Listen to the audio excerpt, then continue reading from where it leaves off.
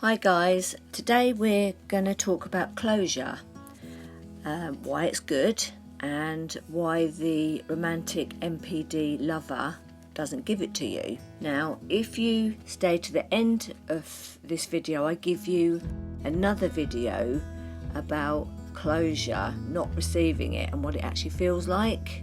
Okay, so basically closure, it's a conclusion. It gives you an understanding of what went wrong in the relationship. It allows the person to move on and establish another new relationship.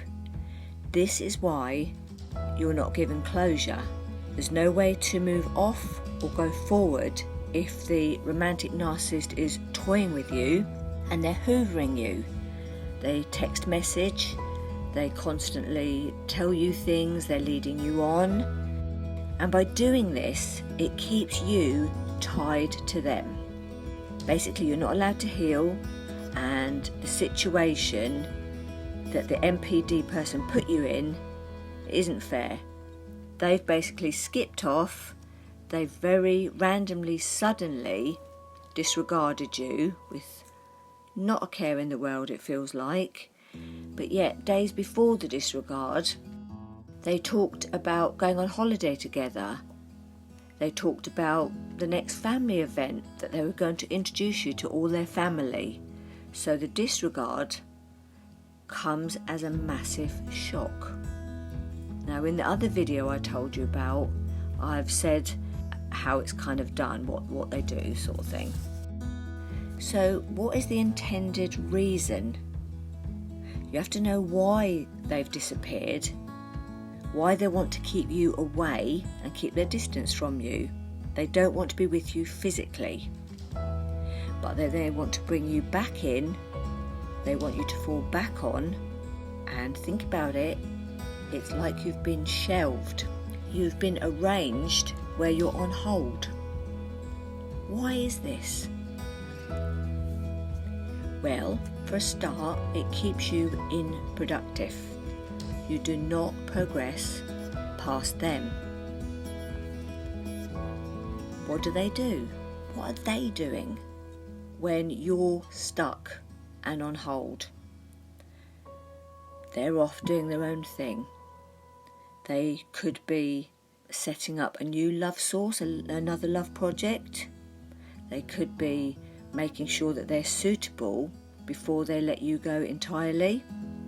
The new love source, they're probably manipulating them by love bombing them and making them feel idolised. The person then in turn falls in love with the NPD romantic narcissist, which of course gives them the massive ego that they crave constantly in life. This is what they perpetually seek. Now, keeping you on hold, shelving you and looking or keeping up with the other person, it gives them a particular aim. The source, the new source, gives them the love and attention that they seek. The person shelved, because they're left high on oxytocin, serotonin, all the love hormones, they are high on love. Obviously, they're in love with the romantic narcissist. So of course, they then get love from them as well. So this is quite a lot of love. There's lots of different layers of love that they are receiving. Now, the genuine soul, what happens to them? There's no flow with them. They're inert. They're stuck solid. They're lacking the ability to move. And this is because of the constant hoovers. I love you. I miss you. I need you. Let's meet up. But nothing ever materialises. Now, the genuine soul has got the love hormones surging through their body. Comparing the romantic NPD person with the genuine soul now in this position, they are completely different in comparison. One is off, either with somebody else or looking for or setting up another love source. The other is stuck. They've not had closure, so they are honestly stuck. They're in the snare now and they can't quite get free. So the genuine soul stuck, and the NPD is possibly looking for a replacement. How do you work this out? that this is the case, that you're snared and seized. It's not rocket science actually. The person's actions must always mean more than the words that they have strung together to make beautiful sentences. What they say and what they do, if they are different things, you've got to pay attention.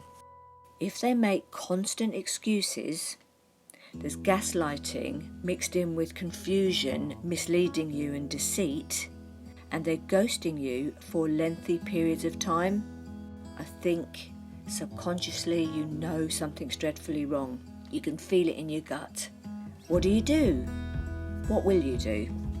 Well, you should cut them off, stop wasting your time, heal and move on with your life.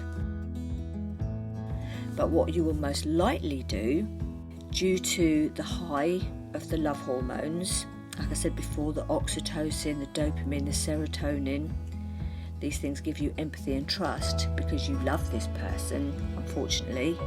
But you also now have got stress hormones, cortisol on top of this as well. So you're probably not doing so well. You're grieving. What a mess. What a blooming mess a romantic narcissist has left you in. There's a cocktail of emotions. You're confused. Your thinking is unlogical.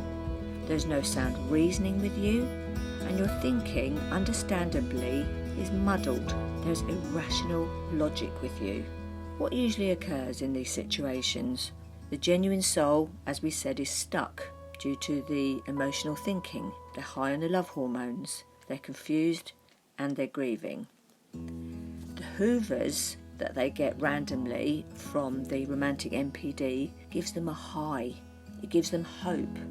And of course it's misleading. They're deluded, they're believing, they're hopeful, and they're hoping it's all true what the NPD person is feeding them, which quite often is bullshit. Conclusion and the inevitable closure goes like this. The natural dispersal of the love hormones many months after the random disregard, the genuine soul starts to think with reason and logic. They usually end up doing the final closure. They start to think logical and they realise that what this person is saying to them and what they're doing are two completely different things. They work it out for themselves. And what often happens is the genuine soul gets closure by giving up. They leave. They give up holding on. They end up, hopefully, getting a very lucky escape from the romantic NPD because they go through love sources and love projects, quite a few, and if they can go back to an old love source and pick them up where they left off, oh, they will happily do so. Now, what happens with the romantic NPD person is most of their lives they will go around and around and around perpetually the same mountain, seeking out the ego boost that they require. They lose most of the time each and every love prospect. Occasionally, some poor soul may be kept. They don't get the lucky escape. They will end up stuck with this person, this NPD person. They will end up in what to the outside world resembles some sort of functional relationship, but they are relentlessly disappointed because their needs for emotional support are not met. Because the romantic NPD lover fails to feel empathy, of course they fail to notice what their partner needs.